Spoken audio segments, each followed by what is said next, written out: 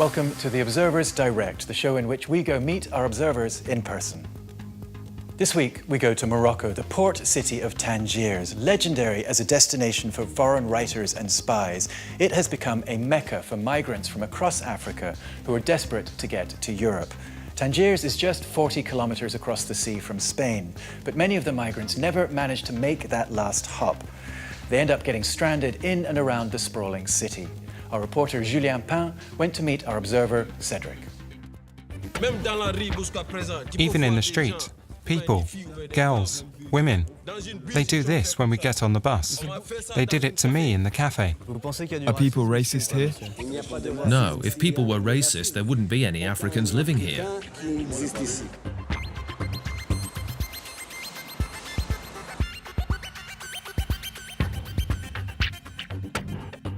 Hi, Cedric. How are you? Hi, Julian. So, Spain is over there, across the sea? Yes, just over the other side. It's only around 14 to 15 kilometers away. So, thousands of migrants come here before traveling across to Spain. Some live in the forests, others sleep on the street, and some live in apartments. There are tensions between the Moroccans and the migrants. Any violence? Yes. Cedric wants to show us how close we are to the European border. We head to Ceuta, a Spanish enclave on the Moroccan coastline, just a few kilometers outside of Tangiers. You can see Spain from here. Spain from here. You can see the border fences, the 7-meter high fences. And migrants try to cross them? Yes. Are they the migrants you told me about, that live in the forest? Yes. They're trying to flag down cars. Cedric tells the migrants why we're there. Many are afraid of being caught by police, but some agree to talk, and even insist on us showing their faces. So, how long have you been here? 6 hours at least. 6 hours? 6 hours. What have you got so far? Just breakfast. Mamadou from Guinea offers to take us to his camp. Where is it, Mamadou? The ghetto. Yes, the ghetto. We'll go to the kitchen area first. The ghettos are scattered out. We don't put them all together because if the police come, they'll destroy everything and we'll have nothing left. So, there are several small ghettos, several camps. Yes.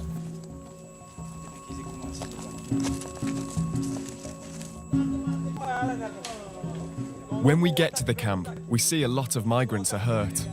Have you hurt yourself? Yes, badly. How did it happen? When I was jumping the fence, at the top of the fence. So, you managed to cross the first fence? Yes. And the civil guard brought you back? Yes, back to the Moroccan side. And you were beaten up by the Moroccans? Yes, I still have the wounds.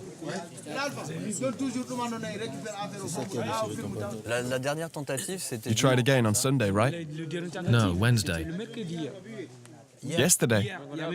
Yes, some of my friends who went out yesterday haven't come back yet. So people try every day? Yes, we keep on trying. Mamadou takes us to his tent a few meters away. 7 people sleep inside, in the damp cold. Come inside, come on in. Have the police been here? Yes, they were here 2 days ago.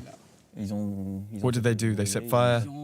They destroyed the camp, tore down everything and then burnt it. They don't want us here, and we don't want to be here.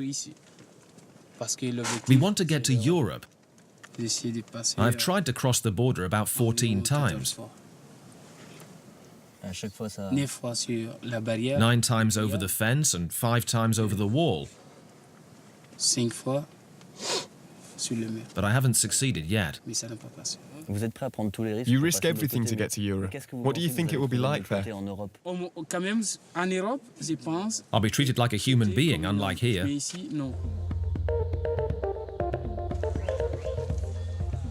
We head to Bouchalef, on the outskirts of Tangiers. Hundreds of migrants have flocked to this neighborhood, and coexistence with Moroccans is far from peaceful. We're persecuted by the Moroccans. We don't have anywhere to live and it's cold. We can pay rent, but no one wants to rent to us. We can't win. That's the fact of the matter. Even in the street, people, girls, women, they do this when we get on the bus. They did it to me in the cafe. They spray air freshener. Even the bus drivers, they think we don't wash, but we're clean. People shout Ebola, Ebola in the street. They call you Ebola? Yes, in the street, everywhere. Ebola and other things. Do you think there's a racism problem in Morocco? No, no. There's no racism in Morocco? If there is any racism, then there is good reason. Like what? They bother locals. They live together, 9 or 10 at a time. They take over apartments. They just walk into buildings and take over apartments. Any apartment they want. Most of the migrants here squat empty apartments before being forcefully thrown out.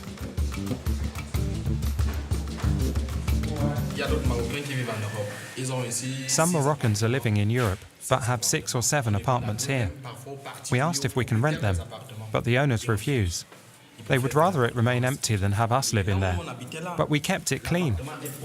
When the owner turned up, we admitted we broke in and expected him back one day.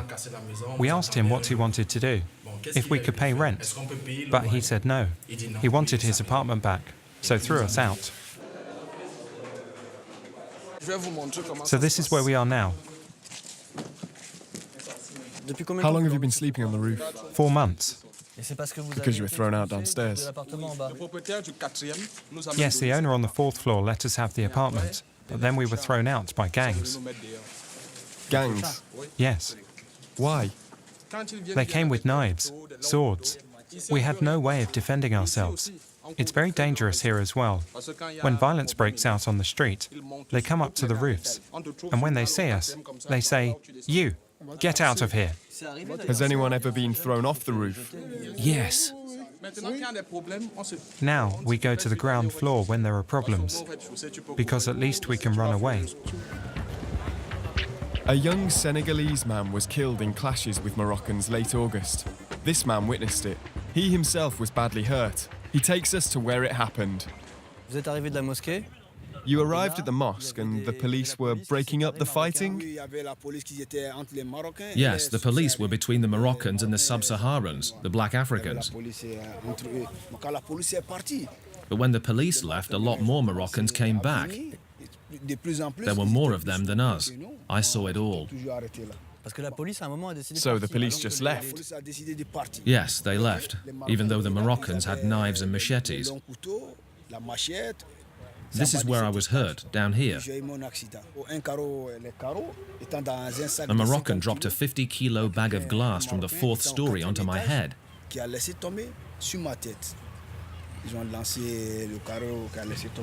I had to have an operation. I was on the ground, bleeding for an hour and a half, an hour and 3/4, and I was in a coma for 3 days.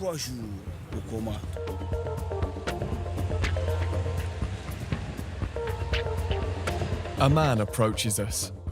He wants to take us to his apartment, which is being squatted by migrants who won't let him in. This is my apartment. There is someone inside, and they won't leave. It's your apartment? Yes, mine. And there is someone inside. Do you have the keys? Yes, but they have changed the locks 3 times. How long have they been there? 2 months. No need to go in. Is it your apartment? No, it's not mine. It's mine. Yes, the other day. The other day I came and asked you to leave, and you didn't. Open up so we can see what state my apartment is in.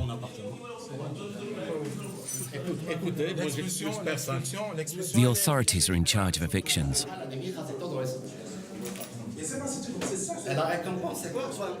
Man up and say to me, "Okay, I'll leave tomorrow. I'll let you have your apartment back." Give me 2 weeks so I can find somewhere else. I've already given you 2 weeks. Why did you choose this apartment? Why here?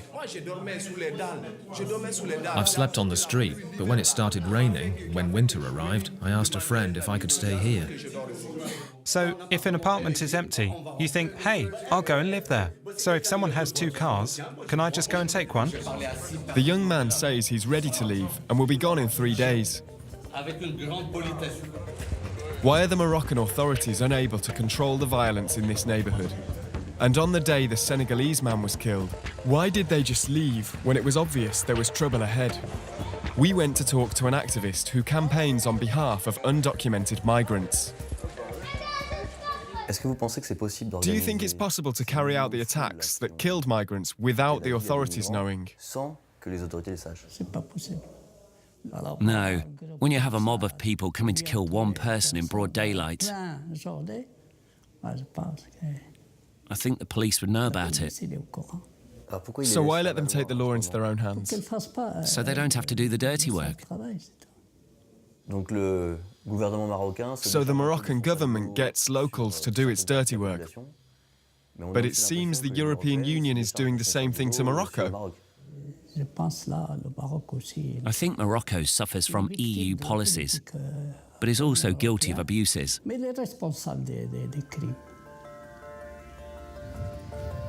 We returned to Bukalef 3 days later to see if the migrants vacated the property. So what happened? First of all, he tried to ask for some money. There are 5 of them now, and apparently he never said he was living alone. So there are 5 of them now, and they are asking for trouble. You have to pay them to leave? Yes, they are making money from my house. I have to pay for the keys to my own property.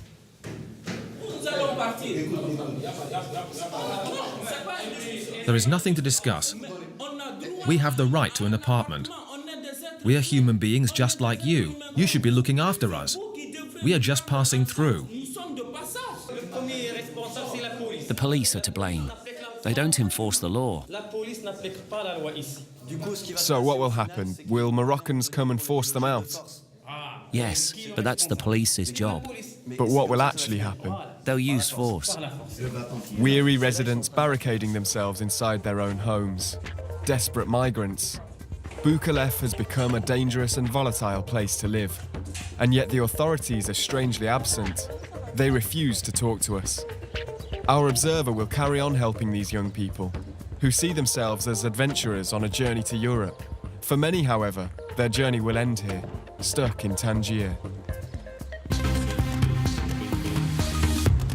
We're going to